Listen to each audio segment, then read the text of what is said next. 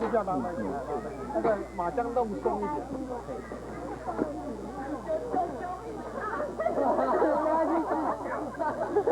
可怜，好可怜，比我还可怜。马缰，比我还可怜。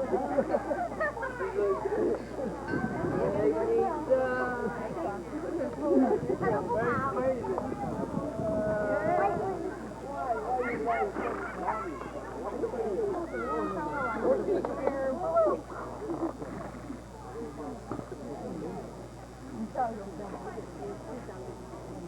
终于看清了，太累了。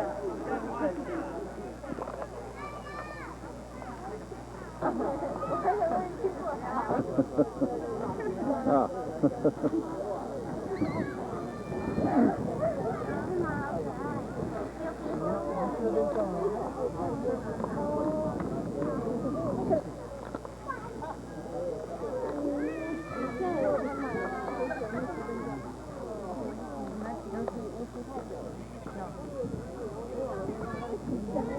牦牛啊，牦牛。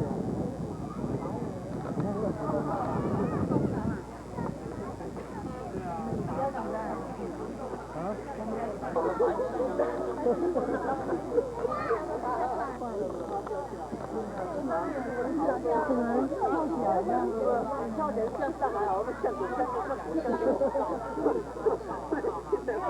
还好，我在马鞍上乱走。还好，他其实这个一向都挺不会，还真的很可怕，因为他这么就往走。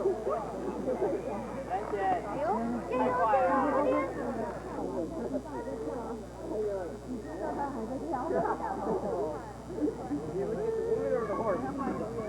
The horse. Oh, ew.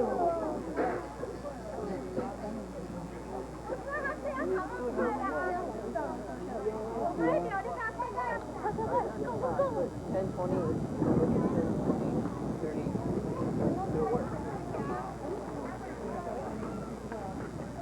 The drink machine won't work.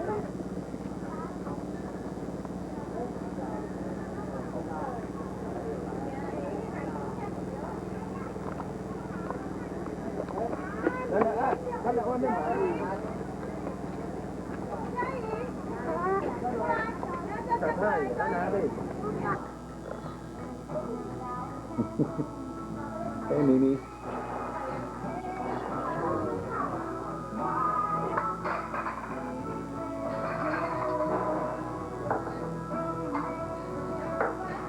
You要照菜吗？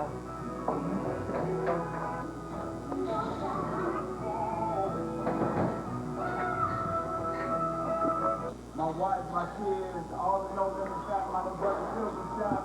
She murdered my mother, my father,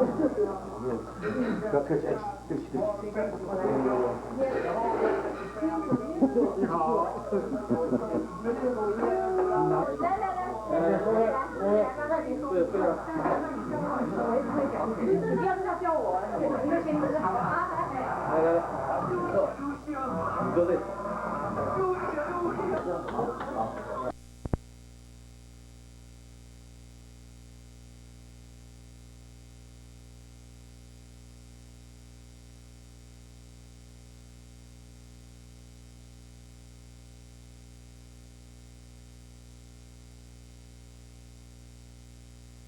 他一直跟你道歉，你看。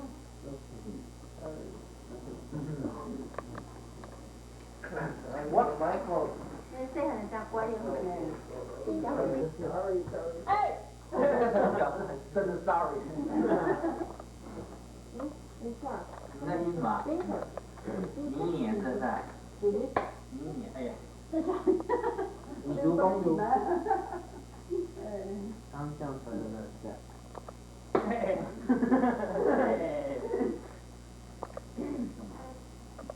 那丢过来老远。跟你说，就跟你说的。就剩1秒了吧？就剩1秒。好了，没关系，回去那个再休息就好了。你们先。有吗？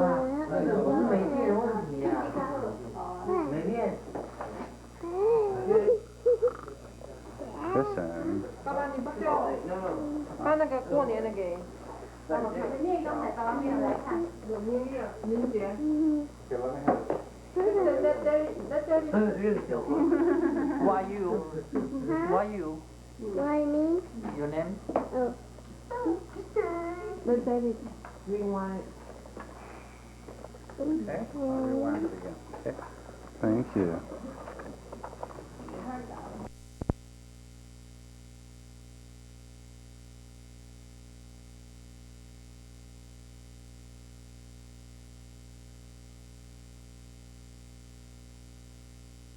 There's a restaurant here. The great designer.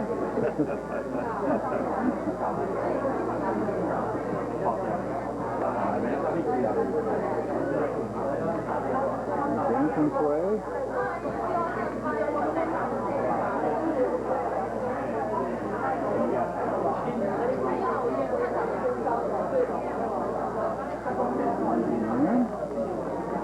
Very bright.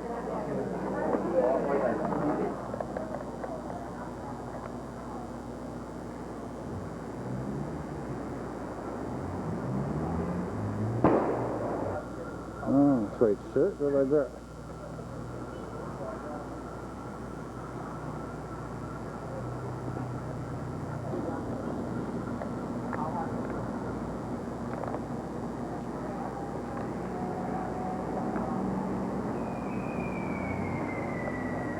Full house tonight. 秋千，秋千。客人坐在秋千上面用餐。我现在想看什么？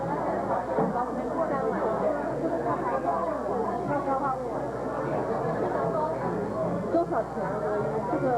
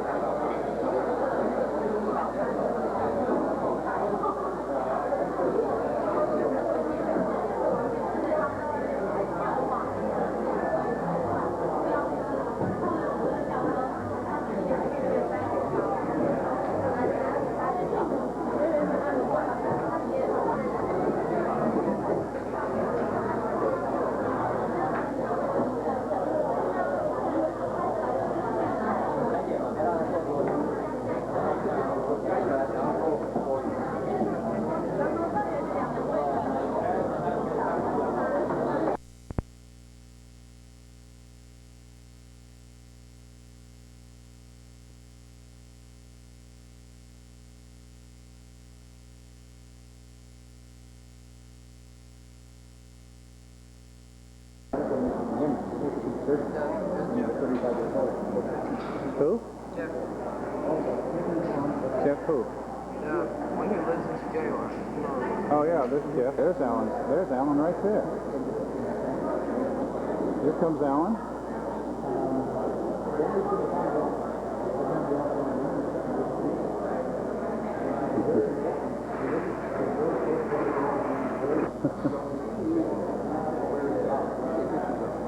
It's on record now. Well, here's Alan. See?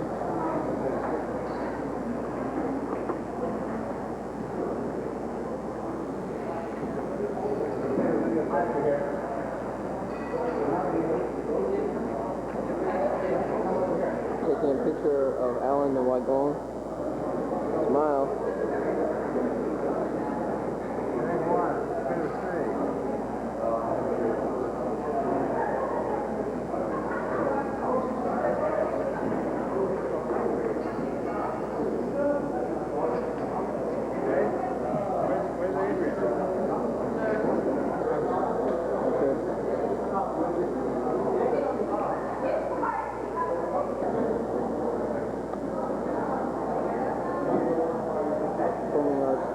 picture of Mr. Johnson.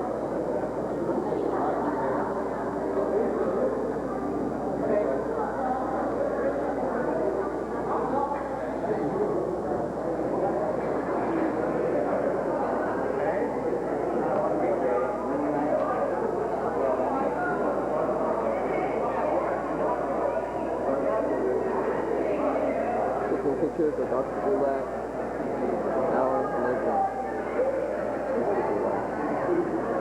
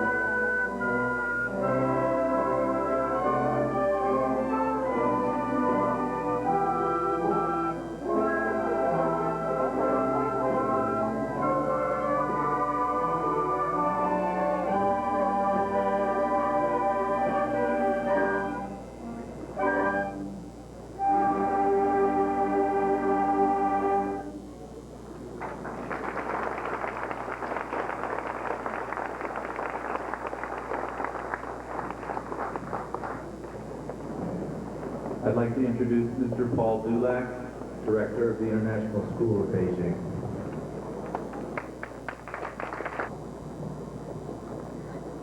His Excellency, Ambassador Hayes from Ireland, other ambassadors in residence, diplomatic officials, dignitaries, business leaders, parents, family, and friends of the class of 1999. On behalf of the school board, the staff, faculty, administration, and student body of ISB, and especially on behalf of the graduating class of 1999, I welcome you. This class has matured throughout this year and experienced several firsts, as was mentioned in this past week's bulletin, some of which are historic. Let me give you some examples. This was the first class to visit Xiaha during the China Studies experience, the first class to experience an international, the first graduating class, I should say, to experience The changes that we will undergo in the near future have been determined by us, our families, and our friends over the past few years. It is these past years that we will cherish as we move into a new environment and approach the real world. The next step we take, whether it be to college or another destination, will prepare us for the many possibilities in the greater world that looms before us. This world of new possibilities created by past generations will be different from the one we presently know. It will be a new millennium. The class of 1990. In our time at the International School of Beijing, we will see the dawn of a new era, not in the familiarity of the homes we have known all our lives, but as people taking independent steps into... Because of what he teaches, but because of what he learns from his students. He's from St. Paul, Minnesota, and he so eloquently adds, now it's the USA. He attended Northwestern College in Minnesota, earning BAs in psychology and social studies education. He is currently working on a master's degree in educational psychology. At the International School of Beijing, he teaches courses including Age of Change, which is a European history class for grade 10 students, and psychology to students in grades 11 and 12. He plans to continue what he loves doing, teaching. In preparing for this introduction, I asked his students what they thought of him. Those comments are not appropriate for this seldom gathering.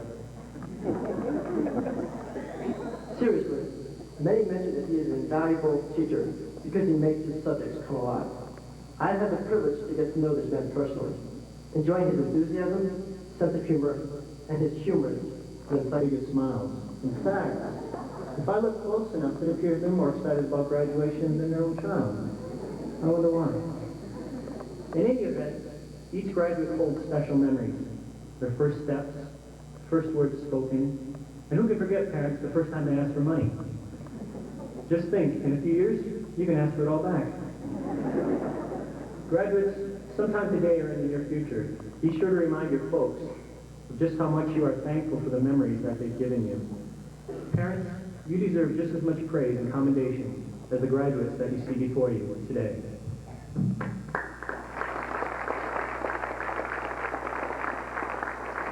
Memories of this group of young men and women. I remember the animated China Studies trips, the dancing chicken heads, the wrestling matches at the winery, the hike up the side of the mountain in Yantai. By the way, I really didn't know where I was going. And who could forget the luxurious train ride on the Heart Sleepers? Now I know what I got their name. Back at ISB, I remember the Flower Children's surprise cookies, story time, Buy a Friend Day, and many other moments. In thinking about many of these memories, much of them experienced, you may not remember all the lectures given. You may not remember all the grades earned. The one thing you'll be sure to carry are those social memories. I hope you have filled your hearts and minds with many of them. There's one last issue I would like to address today before I conclude my speech. Now, this is an area of expertise and craftsmanship that I've honed and developed over the years. You guessed it, I'm talking about none other than making mistakes. Now, don't worry, Tim Wang and Jeff Kretz, I won't use you as examples for this topic. In all seriousness, however, I do think it's important that we make a distinction here between an honest, unplanned error, which results in a mistake, and a premeditated, willful, and deliberate intention to commit a wrong. There's a vast difference between the two. Oscar Wilde once said that experience is the name everyone gives to their mistakes. Mistakes obviously show us what needs improving. Without mistakes, how do we know we had to work on them? This process seems an invaluable aid to learning, and yet many people avoid situations in which they might make mistakes. Many people also deny or defend the mistakes they've made or may be making. There's a story told of how it was an invention with 1001 steps. Why don't most of us see our lives in this way? I think it goes back to feelings of unworthiness when we make mistakes. We often assume this facade of perfection in a futile attempt to prove our worthiness. If you wouldn't play with yourself up, dust yourself off, and start over again. Or to quote an African proverb, don't look where you fell, but where you slipped. Over the course of the next 4 years at university, you'll be learning, growing, and trying new things. Expect mistakes. They're a natural part of the learning process. In fact, someone once said if you're not making at least 50 mistakes a day, you're not trying hard enough. I think what the person meant is that growth, expansion, and discovery have mistakes built into them.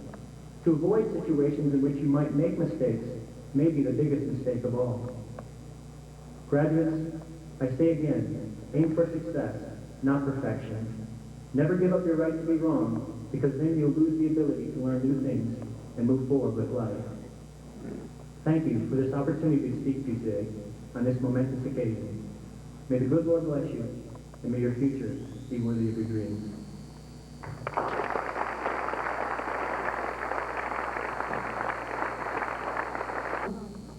This man of many talents jokes that having been a journalist and a lawyer in previous years, his current profession may even have been a mistake, an accident. However, this mistake has conferred upon him unforgettable experiences in the former Soviet Union, the United States, Europe, and now in China. As you may have guessed, this gentleman is a diplomat, and while his professional life has had its merits, he also speaks very fondly of his interest in sailing. President of China, Mr. Joseph Hayes.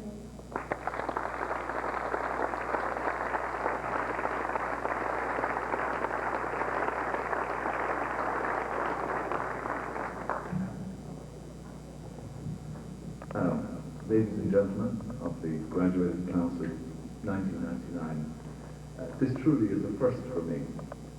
I've done many things in my 4 years in China, given many speeches, but I never quite expected to deliver an address to a graduating class. There's nothing in the Irish Foreign Service Handbook that tells or gives any guidance as to how a middle-aged diplomat is to handle these events. I mean, I don't suppose you want me to talk about Irish foreign policy. No, I guess not. I could perhaps talk about middle-aged Irish angst, but I guess I see some of the parents shaking their heads. That might be a good idea. I might be invited back.